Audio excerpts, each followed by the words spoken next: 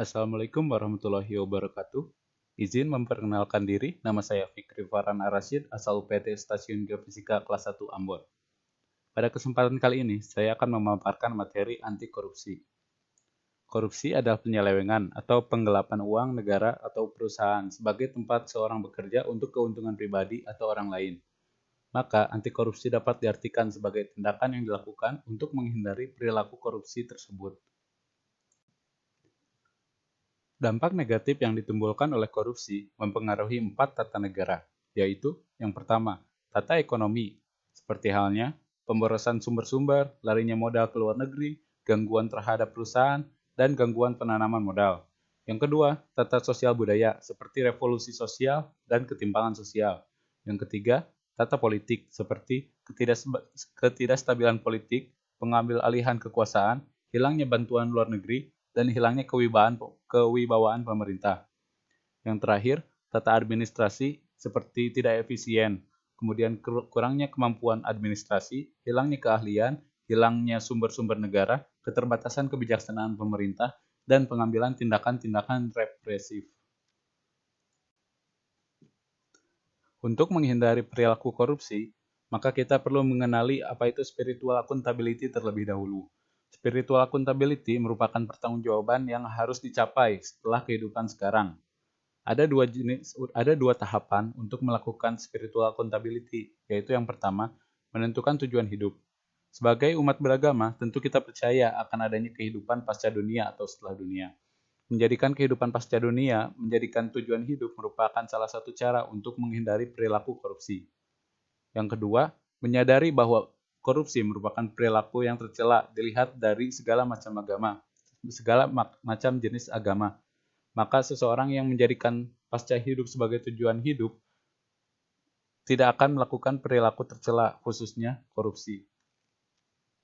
Spiritual accountability yang baik akan menghasilkan niat yang baik. Begitu pula niat yang baik akan menghasilkan visi misi yang baik. Selanjutnya, semua persiapan tersebut dilakukan untuk mengusahakan yang terbaik sehingga bisa menghasilkan yang terbaik. Hubungan konsekuensi tersebut idealnya dapat menjamin bahwa pemilik spiritual accountability yang baik akan mendorong public accountability yang baik pula, dan tentunya tidak akan tergerak dan mempunyai niat sedikit pun untuk membuat kerusakan di muka bumi, termasuk di dalamnya adalah melakukan korupsi. Sebaliknya, justru akan mempunyai niat yang sangat kuat untuk menghindari korupsi. Internalisasi integritas terjadi apabila individu menerima pengaruh dan bersedia bersikap dan berperilaku dengan penuh integritas, dikarenakan integritas tersebut sesuai dengan apa yang ia percayai dan sesuai dengan sistem nilai yang dianutnya. Individu yang menerima pengaruh integritas menjadi berintegritas dengan penuh kepuasan. Penerimaan integritas seperti ini biasanya dipertahankan oleh yang bersangkutan dengan biasanya tidak mudah untuk berubah selama sistem nilai yang ada dalam dirinya masih bertahan.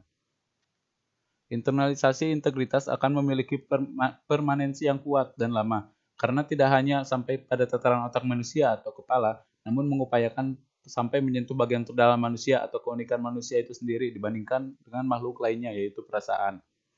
Internalisasi integritas memastikan bahwa pintu hati manusia terbuka untuk menerima kebenaran dan kebaikan.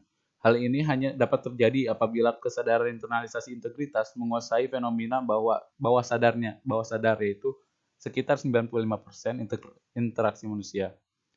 Berikut tahapan untuk melaksanakan pembangunan sistem integritas. Yang pertama, reframing culture atau perubahan konteks berpikir dapat juga dilakukan dengan cara sikap, perilaku, dan kompetensi negatif digabungkan dengan konteks negatif, maka akan menghasilkan sikap, perilaku, dan kompetensi positif. Kemudian hasilnya disatukan menjadi suatu kesatuan yang kuat tertanam pada bawah sadar.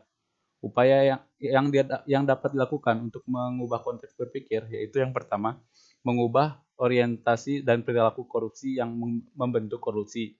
Yang kedua, unsur-unsur yang membentuk korupsi baik perilaku, ucapan, emosi, maupun pikiran atau paradigma.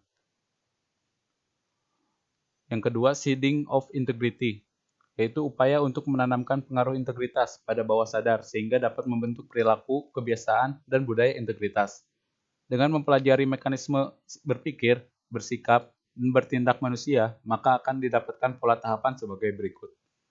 Yang pertama, stimulus wow effect, korupsi lebih kuat pengaruhnya dibanding dengan kekuatan kontrol internal atau nurani. Pada tahap ini, masih terdapat kecenderungan untuk melakukan korupsi. Yang kedua, kekuatan kontrol internal atau nurani dan stimulus korupsi yang biasa atau tanpa wow effect atau bisa dibilang wow effect lebih lemah, memiliki pengaruh lemah. Yang terakhir, kekuatan kontrol internal atau nurani lebih kuat pengaruhnya dibandingkan dengan stimulus wow effect korupsi. Pada tahap ini, maka akan memunculkan kecenderungan integritas.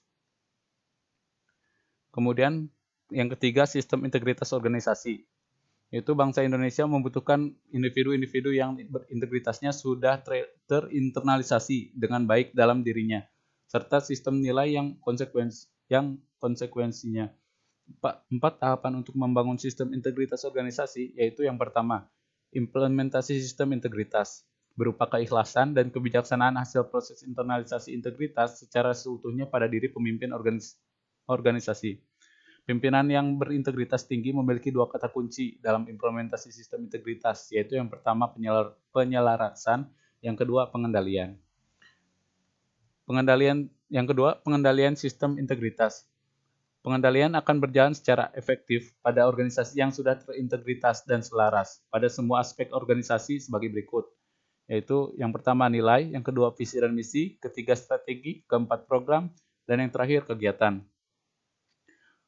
Ketiga, komponen sistem integritas, yaitu kumpulan sistem-sistem khusus untuk mengendalikan korupsi dan standar etika, antara lain yang pertama, peningkatan peran pengawasan internal, kemudian post-employment, integrity checking, pengungkapan isu integritas, pengendalian gratifikasi, pelaporan harta kekayaan, analisis risiko terhadap integritas, revitalisasi kode etik dan pedoman perilaku, seleksi dan keteladanan pemimpin puncak, dan yang terakhir, evaluasi eksternal integritas.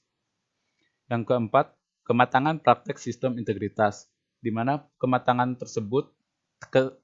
pelaksanaan program dilaksanakan secara optimal melalui tahapan yang pertama, not performance atau belum ada kinerja. Yang kedua, ad hoc atau sementara, reaktif atau mendadak. Yang ketiga, planned atau terencana dan terorganisasi dengan baik. Yang ketiga, institutionalize atau menyatu dengan sistem organisasi. Yang kelima, evaluated atau telah dievaluasi. Dan yang terakhir, optimized atau telah dioptimalkan. Sekian yang dapat saya sampaikan. Terima kasih atas perhatiannya. Mohon maaf apabila ada kesalahan, baik pengucapan maupun tulisan.